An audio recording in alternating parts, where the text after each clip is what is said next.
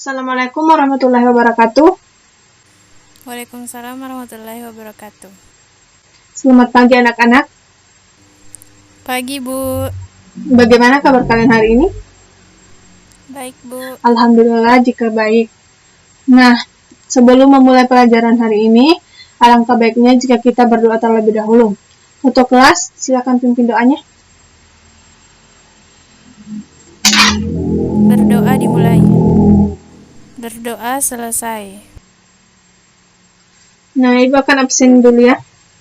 Dengarkan baik-baik. Mila, Hadir, Bu. Anti, Hadir, Bu. Putri, Hadir, Bu. Samira, Hadir, Bu. Nurul, Hadir, Bu. Fitri, Hadir, Bu. Rifka. Hadir, Bu. Oke. Nah, selanjutnya Ibu akan memperlihatkan kepada kalian video terkait materi pelajaran hari ini. Ini Ibu cari videonya dulu. Tolong diperhatikan dengan baik.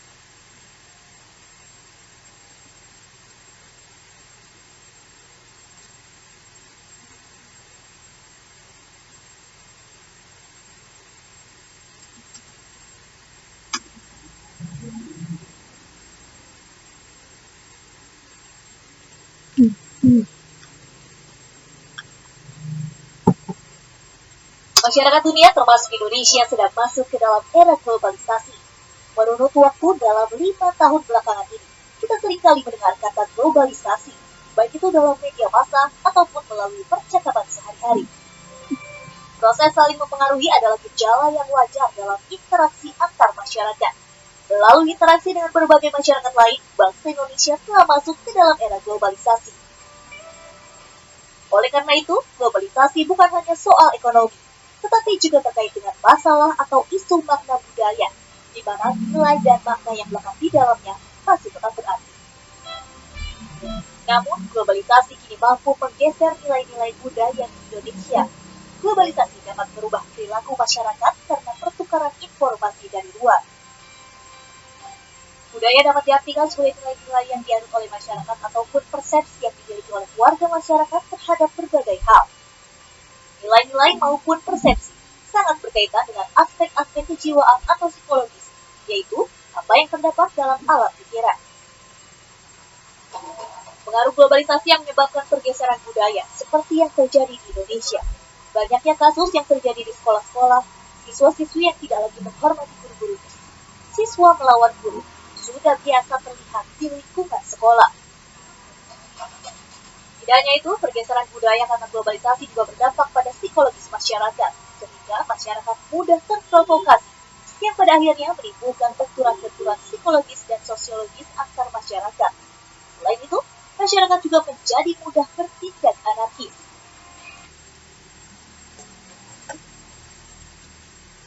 Nah, hari ini kita akan mempelajari tentang globalisasi dan perubahan komunitas lokal. Nah, di video tadi itu terdapat suatu permasalahan yang terjadi akibat adanya globalisasi. Sebelum belajar lebih dalam mengenai globalisasi, Ibu ingin bertanya kepada kalian semua. Ada yang tahu apa itu globalisasi? Nah, silakan. Globalisasi diambil dari kata globe yang berarti bola dunia. Kemudian kata ini berubah menjadi global yang diartikan sebagai universal atau keseluruhan yang saling berkaitan. Dapat kita katakan globalisasi sebagai suatu gejala terbentuknya sistem organisasi dan komunikasi yang mengikuti sistem nilai dan kaidah yang sama antara masyarakat di seluruh dunia. Nah, betul sekali jawaban Mila. Selanjutnya, Ibu akan menyampaikan tujuan pembelajaran hari ini. Yang pertama itu menguraikan pengertian globalisasi menurut Ritzer, menurut Petrus dan Velmeyer, dan menurut Anthony Giddens. Yang kedua, menguraikan 4 gejala globalisasi. Yang ketiga, menguraikan 4 faktor pendorong terjadinya globalisasi. Dan yang keempat, itu menguraikan 3 aspek-aspek globalisasi. Ibu ingin menyampaikan bahwa sesungguhnya yang menyebabkan ilmu hilang adalah lupa dan tidak mengulanginya. Jadi, Ibu harap kepada anak-anak sekalian untuk mengulangi pelajaran yang kalian dapat di sekolah hari ini dan mengulanginya itu di rumah, ya.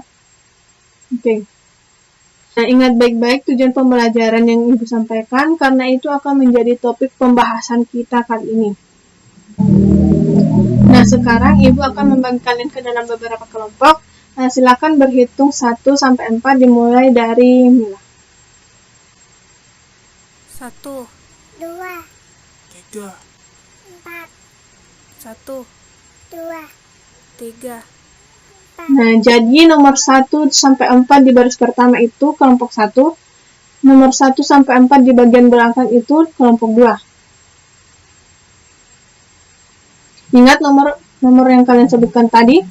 Nah, nomor yang menyebut angka 1 itu membahas pengertian globalisasi menurut Redzer, menurut Petrus dan Fellmeier, dan menurut Anthony Giddens. Yang menyebut nomor 2 itu membahas tentang gejala globalisasi, dan yang menyebut nomor 3 membahas tentang 4 faktor pendorong terjadinya globalisasi. Yang menyebut nomor 4 itu membahas tentang 3 aspek-aspek globalisasi. Nah, jadi silakan cari materi atau pembahasan terkait tujuan pembelajaran yang kalian dapat berdasarkan nomor yang kalian sebutkan tadi. Ibu kasih waktu kurang lebih 15 menit. Nah, sudah selesai semua. Nah, selanjutnya Ibu akan menyebutkan nomor dan kelompok kalian, ya. Nomor dan kelompok yang Ibu sebutkan, itu dia yang akan menjelaskan materi yang dia peroleh berdasarkan nomornya. Oke, kita mulai. Kelompok 1, nomor 3. Saya, Silakan. Bu. Ada 4 faktor yang dominan mendorong munculnya globalisasi, yaitu yang pertama, kemajuan ilmu pengetahuan dan teknologi. Kemajuan ilmu pengetahuan dan teknologi dalam mendorong terjadinya globalisasi, karena kemajuan ini berpengaruh atas kemajuan peradaban manusia. Dahulu orang perlu menunggu lama untuk berkomunikasi dalam jarak jauh, tetapi dengan adanya perkembangan ilmu pengetahuan dan teknologi, berkomunikasi jarak jauh tak lagi menjadi kendala. Yang kedua, terbukanya sistem perekonomian negara. Dengan diadopnya sistem perekonomian terbuka oleh banyak negara, artinya proses perdagangan antar negara menjadi lebih mudah. Hal ini turut menjadi faktor pendorong globalisasi, karena dengan mudah masyarakat dapat melakukan transaksi jual beli, tak peduli dimanapun negaranya selama negara tersebut menganut sistem ekonomi terbuka. Yang ketiga, kemudahan migrasi. Migrasi dalam perpindahan penduduk dari satu tempat ke tempat lain untuk menetap, namun perpindahan kadangkala membutuhkan proses yang tidak mudah sehingga menghambat terciptanya globalisasi. Maka kemudahan dalam bermigrasi menjadi salah satu faktor pendorong globalisasi. Yang keempat, merebaknya kerjasama antar negara. Untuk terciptanya kerjasama dibutuhkan kepercayaan. Apabila negara telah saling sepakat untuk melakukan kerjasama, artinya masyarakat dunia saling percaya satu sama lain, dan kepercayaan ini ikut mendorong terciptanya globalisasi. Sekian dari saya, terima kasih. Selanjutnya kelompok 2, nomor 1. Ya, silakan. Saya, Bu. Pengertian globalisasi. Menurut Redzer, globalisasi sebagai suatu proses yang melibatkan peningkatan likuiditas dan pertumbuhan arus manusia, objek, tempat, dan informasi, sebagaimana struktur yang ditemukan akan memperlambat atau mempercepat arus tersebut. Petrus dan Fellmeier memandang globalisasi sebagai suatu deskripsi dan sekaligus preskripsi. Deskripsi mengacu pada perluasan dan penguatan arus perdagangan, modal, teknologi, dan arus informasi internasional dalam sebuah pasar global. Konsep globalisasi sebagai preskripsi merujuk pada pandangan kaum neoliberal yang menginginkan adanya pasar bebas dan meyakini bahwa dengan merujuk kepada sistem inilah maka perdamaian dan kemakmuran akan terwujud. Yang ketiga, selanjutnya Anthony Giddens memandang bahwa globalisasi adalah intensifikasi hubungan sosial tingkat dunia yang mempertemukan berbagai tempat sedemikian rupa sehingga kejadian yang terjadi di suatu daerah dipengaruhi oleh peristiwa yang berlangsung di tempat yang sangat jauh, dan demikian pula sebaliknya. Sekian dari saya, terima kasih. Ada yang ingin menanggapi terkait materi yang disampaikan teman kalian? Jika tidak ada, saya lanjut. Kelompok 2 nomor 4. Silakan. Saya, Bu. Aspek-aspek globalisasi. Yang pertama, globalisasi ekonomi. Globalisasi perekonomian adalah proses kegiatan ekonomi dan perdagangan ketika negara-negara di seluruh dunia menjadi satu kekuatan pasar. Kekuatan tersebut terintegrasi dengan tanpa rintangan batas teritorial negara. Globalisasi tersebut mengharuskan keterbukaan terhadap arus modal, barang, dan jasa. Kedua, globalisasi politik. Kekuatan politik tentunya berada di bawah kendali pemerintah. Namun dalam era globalisasi terdapat ketentuan bahwa negara yang ingin bergabung dalam ekonomi global harus terbuka dalam bidang ekonomi, politik, budaya, dan bidang kehidupan lainnya. Yang ketiga, globalisasi sosial budaya. Era globalisasi menyebabkan masuknya berbagai budaya luar, baik yang bersifat politik maupun baik yang bersifat positif maupun negatif. Globalisasi telah menyebar berbagai nilai-nilai sosial dan budaya suatu negara ke seluruh dunia.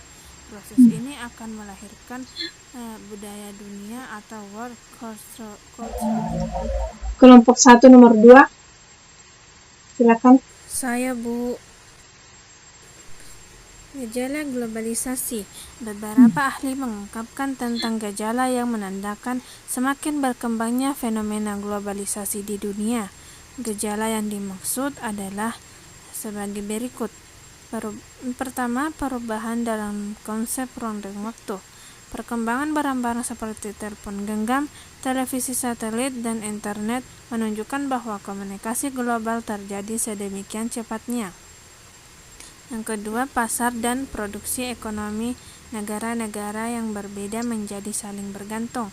Hal ini sebagai akibat dari pertumbuhan perdagangan internasional, peningkatan pengaruh perusahaan multinasional, dan dominasi organisasi semacam WTO. Yang ketiga, peningkatan interaksi kultural atau budaya melalui perkembangan media massa. Yang keempat, meningkatnya masalah bersama, misalnya pada bidang lingkungan hidup, masalah pemanasan bumi, masalah pencemaran, dan memberantas terorisme. Sekian dari saya, terima kasih. Bagus sekali pemaparan materi dari kalian semua. Nah, silakan anak-anak sekalian, sediakan 1 lembar kertas kosong dan tulis pengetahuan yang kalian dapat hari ini terkait pengertian globalisasi, gejala globalisasi, aspek dan faktor pendorong terjadinya globalisasi. Ingat jangan mencontek, ya, Ibu kasih waktu sekitar 10 menit. Setelah selesai, kumpul ke Ibu.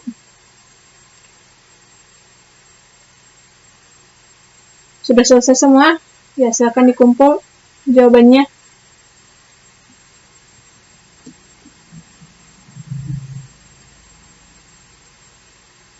Selanjutnya, Ibu akan menyampaikan kesimpulan terkait materi kita hari ini.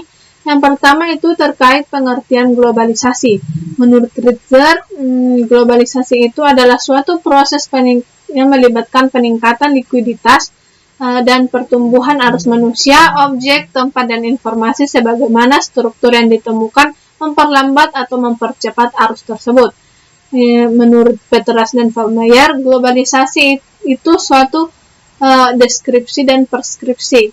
Nah, menurut Anthony Giddens, globalisasi adalah intensifikasi hubungan sosial tingkat dunia yang mempertemukan berbagai tempat sedemikian rupa sehingga kejadian-kejadian yang terjadi di suatu daerah dipengaruhi oleh peristiwa-peristiwa yang berlangsung di tempat yang sangat jauh. Demikian pula sebaliknya.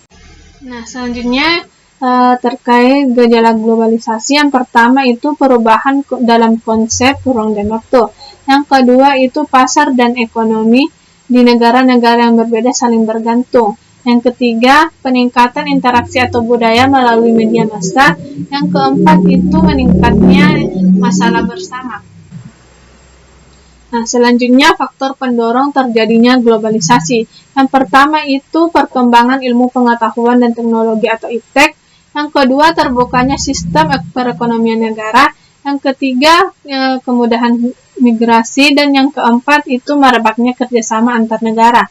Nah, selanjutnya itu terkait aspek-aspek globalisasi. Yang pertama, globalisasi ekonomi. Nah, hal ini berkaitan dengan segala kegiatan perekonomian. Nah, selanjutnya itu globalisasi politik. Hal ini berkaitan dengan pemerintahan yang ada di negara-negara atau wilayah. Ya, selanjutnya yang ketiga itu globalisasi sosial budaya. Nah, hal ini dapat terjadi dengan saling mempengaruhinya budaya antar suatu negara dengan negara yang lainnya. Nah, itulah kesimpulan dari materi kita hari ini. Nah, sebelum kita mengakhiri pelajaran, mari kita berdoa terlebih dahulu. Ketua kelas silakan memimpin doanya.